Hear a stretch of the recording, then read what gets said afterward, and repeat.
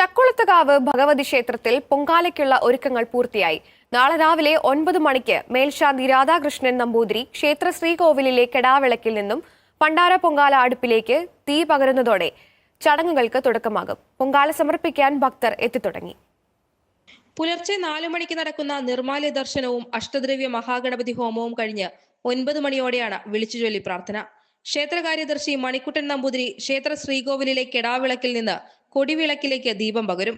മുഖ്യകാര്യദർശി രാധാകൃഷ്ണൻ നമ്പൂതിരി പണ്ടാര പൊങ്കാല അടുപ്പിലേക്ക് അഗ്നി പകരുന്നതോടെ പൊങ്കാലയ്ക്ക് തുടക്കമാകും. 500-ലധികം വേദപണ്ഡിതന്മാരുടെ മുഖ്യ കാർമ്മികത്വത്തിൽ ദേവിയെ 51 ജീവിതകളിലായി എഴുന്നള്ളിച്ചാണ് ഭക്തർ തയ്യാറാക്കിയ പൊങ്കാല നേദിക്കുന്നത്.